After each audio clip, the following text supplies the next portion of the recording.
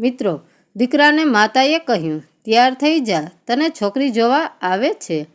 દીકરો પહેલાં તો ગુસ્સે થઈ ગયો, પરંતુ છોકરીને મળ્યા પછી તો સાંભળો મિત્રો, શોભનાબેન તેના દીકરા અંકિતને ફોન લગાવ્યો.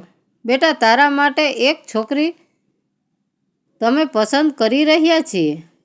હજુ દીકરો કંઈ જવાબ આપે તે પહેલાં જ અંકિતની માતાએ તેને કહ્યું કે હવે તને તો અમે છૂટ આપી હતી કે તને કોઈ પસંદ આવી જાય તો જણાવજે, પરંતુ તું કંઈ જણાવી રહ્યો નથી અને હવે અમને એક છોકરી પસંદ આવી ગઈ છે અને આપણા નજીકના સગામાં જ થાય છે.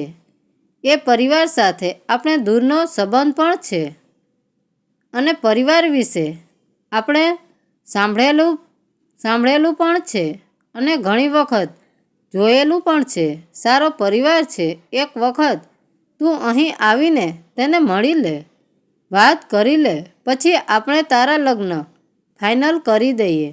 આ સાંભળીને અંકિત જવાબ આપતા કહ્યું, શું યાર મમ્મી, તમે ગમે ત્યારે લગ્નની જ વાતો કરતા રહો છો. મને ફોન કરીને કેમ છો બેટા એમ પણ ન પૂછ્યું, અને આ કંઈ શું ઉંમર છે લગ્ન કરવાની?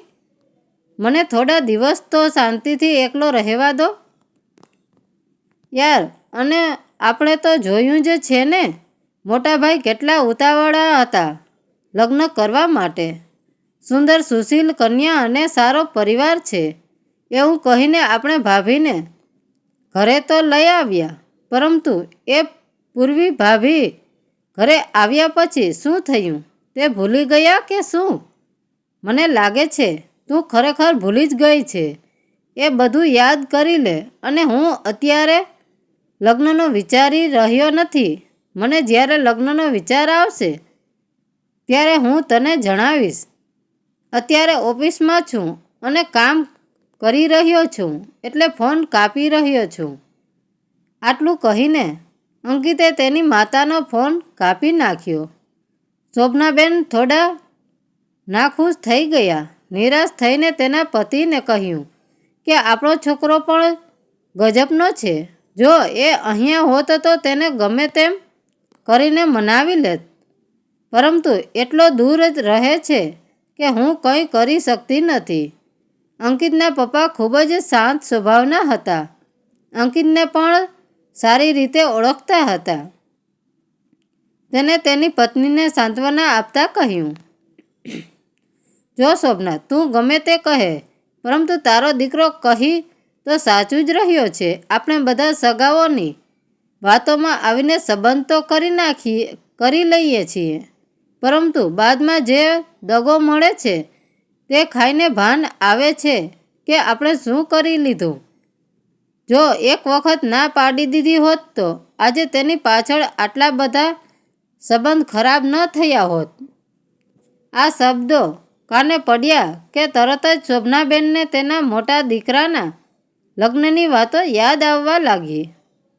તેની નણંદ કોઈ તેના સગામાં સંબંધ કરાવવા માટે જણાવ્યું હતું, પરંતુ લગ્ન પછી ખબર પડી કે છોકરી સાસરીમાં કંઈ જ સમજવા માગતી નહોતી. લગ્ન પછી બંને વચ્ચે નાના મોટા ઝઘડા થવા લાગ્યા અને બંને પાત્રની વચ્ચે ઝઘડાને કારણે બંને પરિવાર વચ્ચે પણ સંબંધ બગડી ગયો. અંતમાં મોટા દીકરાની પત્ની ઘર છોડીને ચાલી ગઈ અને તેનો મોટો દીકરો પણ અલગ થઈને જાણે પોતાની દુનિયામાં એકલતામાં ખોવાઈ ગયો. આજે પણ ક્યારેક તે આ ઘરે આવે તો તે પહેલાંની જેવો નિખાલસ જરા પણ રહ્યો નથી. એકદમ ગંભીર થઈ ગયો છે. અને એવું બધું થયું એટલે નણંદ સાથે પણ સંબંધ ખરાબ થઈ ગયો. મોટા દીકરાની નોકરી પણ છૂટી ગઈ અને જાણે તેની જિંદગી જ બરબાદ થઈ ગઈ. છોકરીના વખાણ તો ખૂબ જ સાંભળ્યા હતા, તેમ છતાં શોભનાબેને મગજમાં નક્કી કરી રાખ્યું હતું કે આ વખતે ગમે તેમ થાય, પરંતુ નાના દીકરાના લગ્નમાં કંઈ જ ખરાબ ન થવું જોઈએ. જો છોકરી કે તેનો પરિવાર બંનેમાંથી કોઈ પણ સારું નહીં લાગે તો ના પડતા જરા પણ સંકોચ કરવો નહીં. થોડા દિવસ પછી તેનો દીકરો અંકિત રજાઓમાં ઘરે આવ્યો. ત્યારે અચાનક જ જોવાનું ગોઠવ્યું અને અંકિતને જાણ કરી કે તૈયાર થઈ જા. ત્યારે અંકિત થોડો ગુસ્સે થઈ ગયો કે તમે મને પૂછ્યા વગર કેમ જોવાનું ગોઠવ્યું છે. ત્યારે તેના માતાએ જણાવ્યું કે કોઈ પ્રેશર નથી, તને જો પસંદ પડે તો જ આપણે આગળ વધીશું, નહીંતર ચોખ્ખા શબ્દોમાં હું જ ના પાડી દઈશ. ઘણી ઉલટ તપાસ કરીને પછી જ બંનેનો પરિવાર ભેગો થયો હતો. સદનસીબે અંકિતને એ છોકરી પસંદ આવી અને તે બંનેની સગાઈ કરી દેવામાં આવી. થોડા સમય પછી લગ્ન પણ થઈ ગયા અને લગ્નના 2 વર્ષ પછી તેના ઘરે એક દીકરાનો જન્મ થયો, જેથી આખો પરિવાર ખુશીની લાગણી અનુભવી રહ્યો હતો.